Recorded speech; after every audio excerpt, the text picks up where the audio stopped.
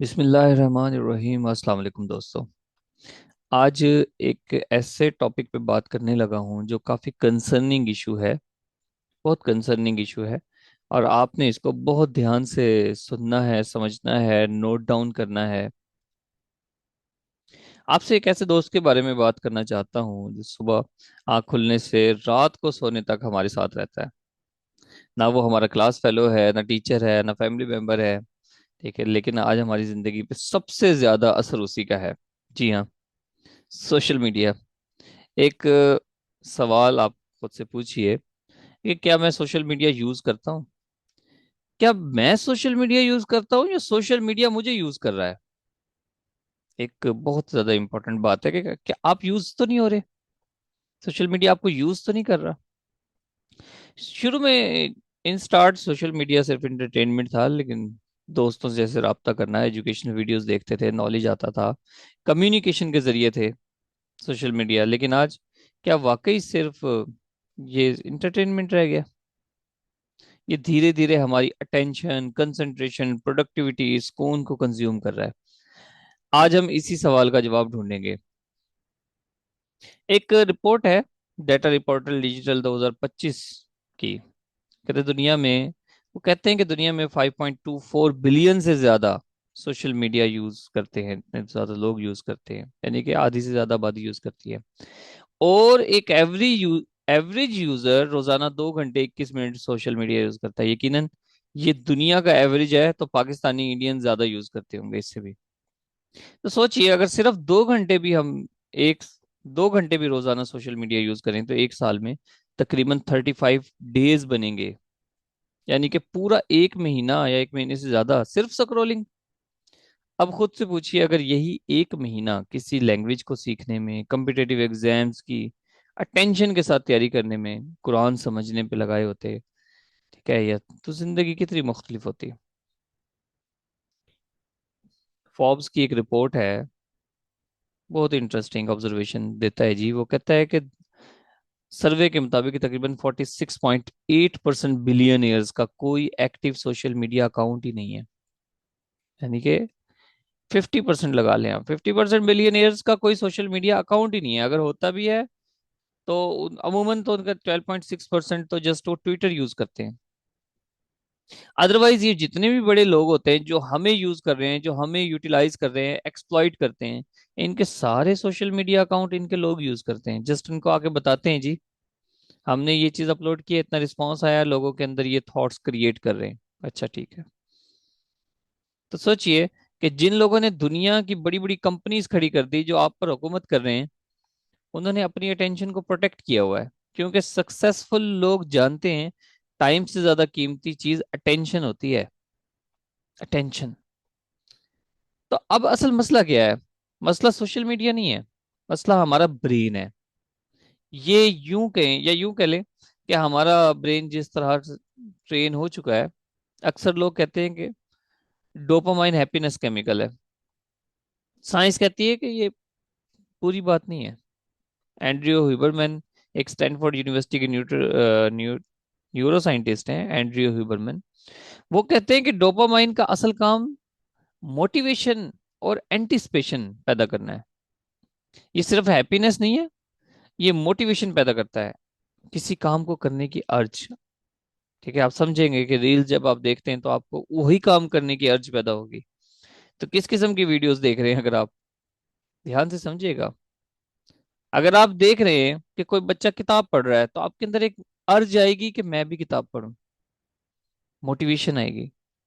और अगर आप इसके अलावा कुछ देख रहे हैं, फॉर एग्जाम्पल ओपनली, मतलब आप कोई बॉलीवुड फिल्म का सीन देख रहे हैं, तो आपके अंदर भी मोटिवेशन आएगी कि मैं भी यही सेम परफॉर्म करूं। एंटिसिपेशन भी पैदा करता है, यानी कि व्हाट नेक्स्ट, इसका होता है व्हाट नेक्स्ट, आगे क्या होगा आगे।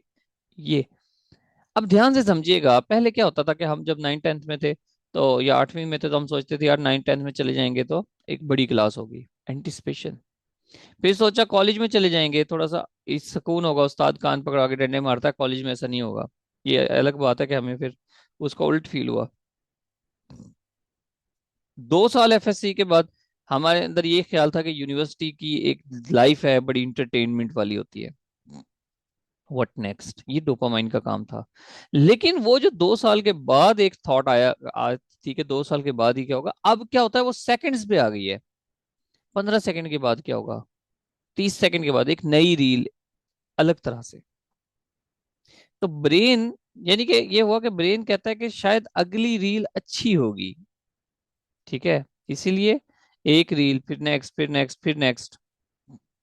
पता ही नहीं चलता आपको 45 मिनट कब गुजर जाते हैं। 5 मिनट के लिए मोबाइल उठाते हो, 45 मिनट कब गुजर जाते हैं पता नहीं लगता। अब रील्स एंजॉय आप कम कर रहे होते हो, अगला रिवार्ड ढूंढ रहे होते हो। साइकोलॉजी इसको कहती है रिवार्ड सीकिंग बिहेवियर, कि आपका जो बिहेवियर है वो रिवार्ड सीकिंग बन गया है। आपने कभी सोचा है कि नोटिफिकेशन सुनते ही हाथ मोबाइल की तरफ क्यों चला जाता है? मोटी नोटिफिकेशन की टिंग होती है और हाथ खुद ब खुद मोबाइल की तरफ जाता है। ये एडिक्शन से, इस एडिक्शन से, इसको एडिक्शन को हम कहते हैं कि कंडीशनिंग। इसको कंडीशनिंग हो गई। आइवन पेवलोव का एक्सपेरिमेंट मैं पहले डिटेल से डिस्क्राइब कर चुका हूँ, रशियन साइकोलॉजिस्ट का, आइवन पेवलोव का। तो असल में वो जो कुत्ते की जिस तरह कंडीशनिंग हो गई थी, डॉग की कंडीशनिंग हो गई थी कि बेल सुनते ही मुंह में सलाइवा पैदा होना शुरू हो गया था। तो अब हमारी भी क्लास से हमारी भी कंडीशनिंग हो चुकी है बिल्कुल इसी तरह से। नोटिफिकेशन, ठीक है, बजा, फनी रील हमने देखी, नोटिफिकेशन आते ही फनी रील, उसको लाइक किया है, उससे इंटरटेनमेंट पैदा हुई, फिर उससे माइंड में डोपामाइन पैदा हुआ। ये साइकिल हजारों मर्तबा रिपीट होता है, और अब सिर्फ नोटिफिकेशन की आवाज ही ब्रेन को सिग्नल देती है कुछ एक्साइटिंग मिलने वाला है। ब्रेन को अब तो कुछ एक्साइटिंग मिलने वाला है। ठीक है, इसीलिए नोटिफिकेशन सिर्फ एक साउंड नहीं है, वो आपके ब्रेन की कंडीशनिंग बन चुकी है। ठीक है, आप देखिए, आप नोटिफिकेशन, फेसबुक का नोटिफिकेशन आता है, आप फोन से ओपन करते हो, आपके एक दोस्त ने कुछ अपलोड किया वहां पर, अपनी पिक्चर अपलोड की। अगर आप उस दोस्त से ज्यादा अटैच नहीं हो, या उससे एक कंपटीशन में हो, तो आप यकीनन उसको क्रिटिसाइज करोगे, क्या फजूल पिक्चर बनाई है। ये भी एक तरह से मोटिवेशन है, ये भी एक तरह से मोटिवेशन है, एक नेगेटिव एनर्जी देती है। ठीक है, तो ये सब चीजें एट द एंड कर क्या रही हैं? ठीक है, आपको क्यों लगता है किताब 5 मिनट पढ़ने के बाद बोर क्यों लगने लग जाती है? सवाल है, क्या किताब बोरिंग है? नहीं, हमारा ब्रेन असल में फास्ट एंटरटेनमेंट का आदी हो चुका है। फास्ट एंटरटेनमेंट का आदी हो चुका है, हर 10 सेकंड में नई रील, नया म्यूजिक, नई स्टोरी, नई इंफॉर्मेशन। इसे साइकोलॉजी में कहते हैं नोवेलिटी सीकिंग। नोवेलिटी सीकिंग, जब किताब उठाओगे तो एक ही टॉपिक को 20 मिनट समझना है, पढ़ना है, ब्रेन कहता है नया कुछ लाओ। इसीलिए किताब बोरिंग, इसीलिए किताब बोरिंग नहीं लगती, ब्रेन इम्पेशेंट हो जाता है। किताब बोरिंग नहीं, असल में ब्रेन इम्पेशेंट हो गया है। एक बुक है दी शेलो, निकोलस कार्ल की, निकोलस कार। वो कहते हैं कि internet is changing the way we think, read and remember. The internet is changing the way we think, read and remember. तो मेमोरी कमजोर क्यों हो रही है स्टूडेंट्स? ये पॉइंट बड़े ध्यान से सुनना। एक बुक है लिमिटलेस, जिम क्विक की, बेस्ट सेलर बुक है। वो कहते हैं if you can't focus, you can't learn, if you can't learn, you can't grow. Focus की इतनी इंपॉर्टेंस है, फोकस नहीं कर पाओगे तो ग्रो नहीं कर पाओगे। न्यूरोसाइंस का गोल्डन रूल है, attention is the gateway to memory. Attention is the gateway to memory. जिस चीज पे पूरी तवज्जो नहीं होगी वो मेमोरी में प्रॉपरली सेव ही नहीं होगी। इसीलिए अक्सर स्टूडेंट्स कहते हैं कि सर घर पे सब याद था, पेपर में भूल गया। भाई नॉलेज गायब नहीं हुआ, इनकोडिंग वीक थी आपकी, इनकोडिंग वीक थी, पढ़ा पढ़ा, अटेंशन पूरी तरह नहीं थी। आई थिंक एक बहुत बड़े सवाल का आपको जवाब मिला होगा अगर आपने खुद से किया हो तो। एक नोटिफिकेशन की असल कीमत क्या है पता है? एक नोटिफिकेशन की असल कीमत, यूनिवर्सिटी ऑफ कैलिफोर्निया के प्रोफेसर हैं डॉक्टर ग्लोरिया मार्क। वो एक रिसर्च बताते हैं कि जब आपका फोकस टूट जाता है तो दोबारा उसी लेवल की कंसंट्रेशन में वापस आने में एवरेज 23 मिनट लग जाते हैं, लग सकते हैं। 23 मिनट अटेंशन टूटते ही। नोटिफिकेशन चेक करने में कितना टाइम लगता है? 15 सेकेंड। लॉस कितना हुआ? 23 मिनट की कंसंट्रेशन। अब दिन में आपके पास कितने नोटिफिकेशन आते हैं, इस बात का अंदाजा आप खुद कर सकते हो, और उससे नुकसान कितना होता है। नुकसान क्या होता है? हर वक्त तो नोटिफिकेशन आते रहते हैं, तो कंसंट्रेशन क्या बनेगी। अब आते हैं जी सॉल्यूशन की तरफ। सोशल मीडिया छोड़ दें, ये सॉल्यूशन नहीं है। टेक्नोलॉजी दुश्मन नहीं है, उसका गैर जिम्मेदाराना इस्तेमाल दुश्मन है। पर्पस के साथ लॉगिन करें, जितने भी नॉन एसेंशियल नोटिफिकेशन है ऑफ कर दें। आप जब सो रहे हो तो आपकी चारपाई में मोबाइल नहीं होना चाहिए, घड़ी रख लें या कुछ भी। अलार्म क्लॉक ले लें, रात को सोने से पहले मोबाइल यूज ना करें, उठते ही मोबाइल यूज ना करें। ठीक है, ये अलग बात है, अगर आपका उस पर काम है तो अलग बात है, अदरवाइज एक स्टूडेंट के लिए जरूरी नहीं। सोने से 1 घंटा पहले मोबाइल बंद कर दें, स्टडी के वक्त मोबाइल आपके रूम में नहीं होना चाहिए। सोशल मीडिया को कम से कम यूज करें, आप रील्स ना देखें। अगर आपने इंटरटेनमेंट करनी है, आप रील्स ना देखें, आप कोई वीडियो देख लें जिसमें 10 मिनट की, 15 मिनट की, कुछ भी, जो जो भी आपको इंटरटेनमेंट चाहिए। कोई मूवी का सीन हो सकता है, ठीक है, कोई आप किसी की बातें सुन लें, स्टैंड अप कॉमेडी सुन लें। मैं ये सजेस्ट करता हूँ कि अगर आपने इंटरटेनमेंट ही करनी है तो। अव्वल तो वो भी उस तरह की इंटरटेनमेंट नहीं होती है एक्चुअली, ध्यान से समझेगा मैं क्या कहने वाला हूँ। आप 40 मिनट पढ़ने के बाद या स्कूल में, ठीक है, स्कूल से आने के बाद घर वालों को कहते हो अब मुझे थोड़ा सुकून चाहिए, थोड़ा सा दिमाग मेरा थक गया पढ़ पढ़ के, मैं सोशल मीडिया को, मैं मोबाइल यूज कर लेता हूँ। आप अपनी मेंटल फटीग को खत्म करने के लिए मोबाइल यूज कर रहे हो, लेकिन आप एक्चुअली मजीद थक रहे हो।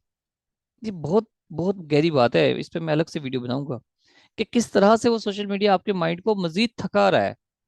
आप सोचते हो कि मैं थोड़ा रिलैक्स करूंगा, भाई रिलैक्स करने के लिए मोबाइल नहीं चाहिए होता है। रिलैक्स करने के लिए घर के बच्चों के साथ खेलना होता है, दोस्तों के साथ मिल बैठ के बातें करनी होती हैं। रिलैक्स करने के लिए घर वालों के साथ बैठना होता है। रिलैक्स करना है तो थोड़ी सी गेम खेलें, स्पोर्ट्स खेलें, ये रिलैक्सेशन होती है दिमाग की।